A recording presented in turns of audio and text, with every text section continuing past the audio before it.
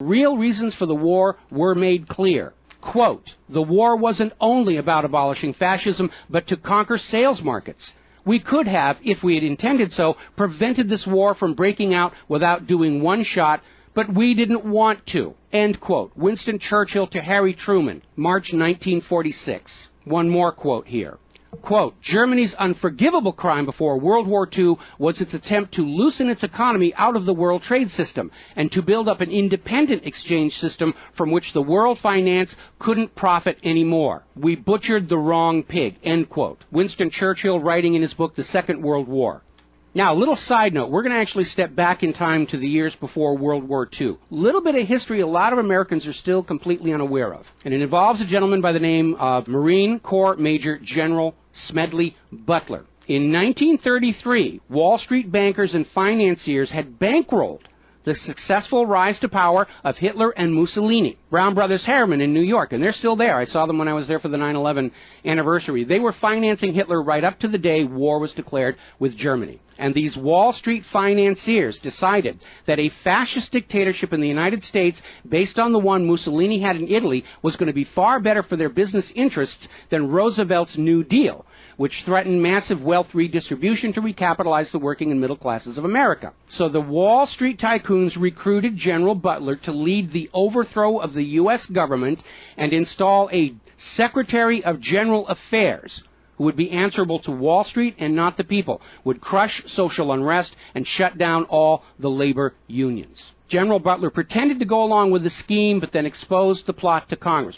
So they recruited Marine Corps Major General Smedley Butler to lead this coup d'etat, because Butler was very popular with the soldiers, and his image as part of this move would help convince the military this was the right thing to do. Now, to his credit, Major General Smedley Butler, remembering his oath to the Constitution, pretended to go along with the scheme, but then exposed the plot to the United States Congress. Congress, then as now in the pocket of Wall Street bankers, refused to act. When Roosevelt learned of the planned coup, he demanded the arrest of the plotters, but the plotters simply reminded Roosevelt that if any one of them were sent to prison, their friends on Wall Street would deliberately collapse the still fragile U.S. economy and blame Roosevelt for it. So Roosevelt was unable to do anything about this attempted coup d'etat until the start of World War II, at which time he prosecuted many of the plotters under the Trading with the Enemy Act. Now, mostly it was glossed over, it was just a rumor, unfounded, it's wacko conspiracy theory, but in 1967, the congressional minutes of Smedley Butler's revelation to Congress of the coup were finally released to the public. You ever see this movie, 7 Days in May, Kirk Douglas and Burt Lancaster, about an attempted military takeover of the United States of America? It was based loosely on this story. But of course, in the movie, the bankers being behind the Burt Lancaster character was completely removed from the script here. Now, Smedley Butler is also famous for writing a work called War is a Racket. And I would like to read you a quote from that. Quote, I spent 33 years and 4 months in active military service as a member of our country's most agile military force, the Marine Corps. I served in all commissioned ranks from second lieutenant to major general. And during that period, I spent more of my time being a high-class muscle man for big business, for Wall Street, and for the bankers. In short, I was a racketeer, a gangster for capitalism. I suspected I was just part of a racket at the time. Now I'm sure of it. Like all members of the military profession, I never had an original thought until after I left the service. My mental faculties remained in suspended animation while I obeyed the orders of the higher-ups. This is typical with everyone in the military service. Thus, I helped make Mexico and especially Tampico safe for American oil interests in 1914. I helped make Haiti and Cuba a decent place for the National City Bank boys to collect revenues in. I helped in the raping of half a dozen Central American republics for the benefit of Wall Street. The record of racketeering is long. I helped purify Nicaragua for the International Banking House of Brown Brothers in 1909 through 1912. I brought light to the Dominican Republic for American sugar interests in 1916. In China in 1927, I helped see to it that the Standard Oil went its way unmolested. During those years, I had, as the boys in the back room would say, a swell racket. I was rewarded with honors, medals, and promotion. Looking back on it, I feel I might have given Al Capone a few hints. The best he could do was operate his racket in 3 city districts. I operated on 3 continents. General Smedley Butler, former U.S. Marine Corps Commandant, and he wrote that in 1935. So, now moving forward here. As president, John Fitzgerald Kennedy understood the predatory nature of private central banking. He understood why Andrew Jackson fought so hard to end the Second Bank of the United States. So Kennedy wrote and signed Executive Order 11110, which ordered the U.S. Treasury to issue a new public currency called the United States Note. Now, Kennedy's United States notes were not borrowed from the Federal Reserve. They were created by the U.S. government and backed by the silver stockpiles held by the U.S. government. It represented a return to the system of economics the United States had been founded on, and it was perfectly legal for Kennedy to do so under the Constitution.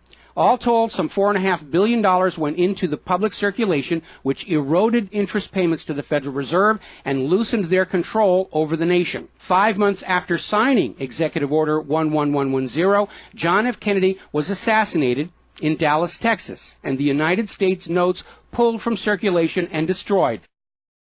Following Kennedy's assassination, John J. McCloy, president of the Chase Manhattan Bank and president of the World Bank, was named to the Warren Commission. Now, I don't care how good a banker he is, he's not qualified to be investigating a murder, which is what we were told the Warren Commission was all about, to get the truth of the assassination. But we all know that the Warren Commission was there to cover up what was going on, and obviously we can presume safely that John J. McCloy's presence on the Warren Commission was to make sure the American public never got even a hint of the financial dimensions behind the assassination. So, as we enter the 11th year of what I am certain future history will most certainly describe as World War III, we need to examine the financial dimensions behind all these wars. Why are we here? Why are our children being killed and crippled? Is this another war for the profit of the private central bankers? And the answer is yes.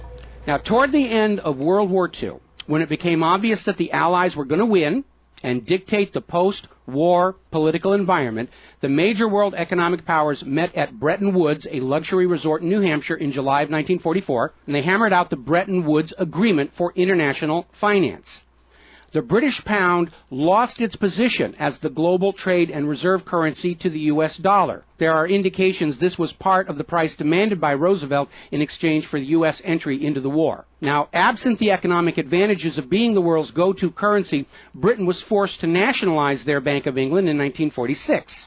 The Bretton Woods Agreement, ratified in 1945, in addition to making the dollar the global reserve and trade currency, obligated the signatory nations to tie their currencies to the dollar. The nations that ratified Bretton Woods did so on two conditions. The first was that the Federal Reserve would refrain from overprinting the dollar, basically as a means to loot real products and produce from other nations in exchange for ink and paper. It basically was an imperial tax imposed by the U.S. economic system on the rest of the world. That assurance of no overprinting was supposedly backed up by the second requirement, which was that the U.S. dollar would always be convertible back to gold by the U.S. government at $35 an ounce.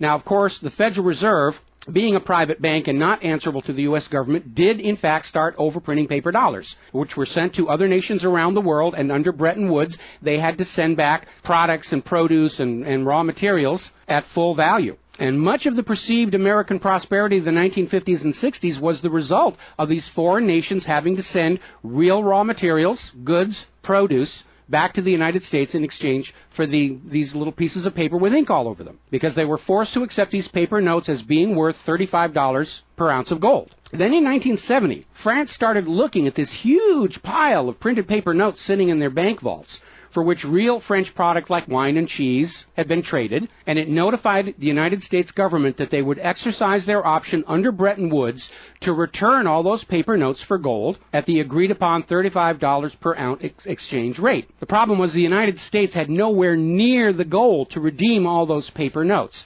So on August 15, 1971, Richard Nixon temporarily, nudge, nudge, wink, wink, say no more, suspended gold convertibility of the U.S. Federal Reserve notes. This Nixon shock, as it was termed at the time, effectively ended Bretton Woods, and many global currencies started to delink from the U.S. dollar. And it created another problem, because the United States had been collateralizing their loans, money borrowed from other governments and foreign investors, with the American nation's gold reserves. And with the awareness that there wasn't enough gold to redeem all the Federal Reserve notes, lenders to the U.S. were starting to wonder, did the U.S. government have enough gold to collateralize their outstanding debts? foreign nations began to get very nervous about the loans to the United States, and they were understandably reluctant to loan any additional money without some form of collateral.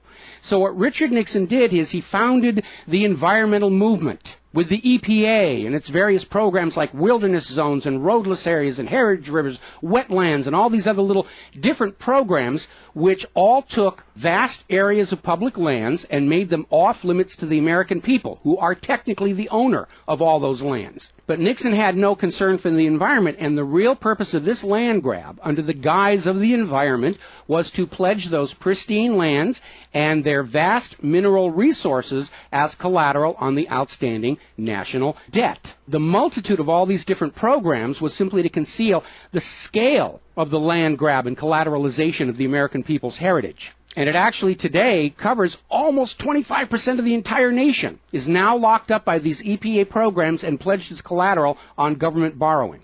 Now, with open lands, available lands for collateralization already in short supply, the U.S. government embarked on a new program to shore up sagging international demand for the dollar. The United States approached the world's oil-producing nations, mostly in the Middle East, and offered them a deal. In exchange for only selling their oil for dollars, the United States would guarantee the military safety of those oil-rich nations. The oil-rich nations would agree to spend and invest their U.S. paper dollars inside the United States, particularly in U.S. Treasury bonds, which would be redeemable through future generations of U.S. taxpayers. The concept was labeled the petrodollar. In effect, the United States, no longer able to back the dollar with gold, was now backing it with oil, other people's oil. And that necessity to keep control over those oil nations to prop up the dollar has dominated America's foreign policy in the region ever since. But as America's manufacturing and agriculture has declined, the oil-producing nations faced a dilemma. Like France, they've got piles and piles of these paper notes and treasury bonds piling up in their vaults, and there really wasn't all that much except real estate they wanted to buy from the United States of America. Europe's cars and aircraft were superior and less costly.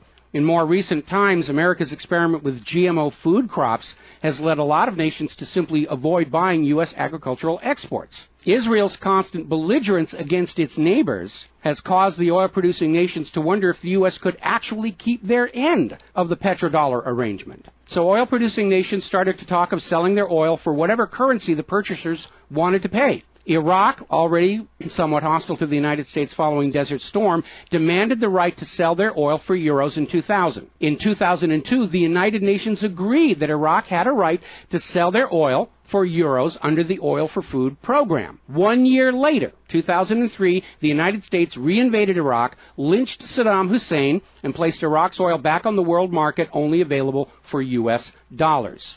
Now, the clear U.S. policy shift following 9/11, away from at least attempting to appear to be an impartial broker of peace in the Mideast to one of unquestioned support for Israel's aggressions, only further eroded confidence in the petrodollar deal, and even more oil-producing nations started openly talking of trading their oil for other global currencies. So over in Libya, Muammar Gaddafi had instituted a state central bank and a value-based trade currency, the gold dinar.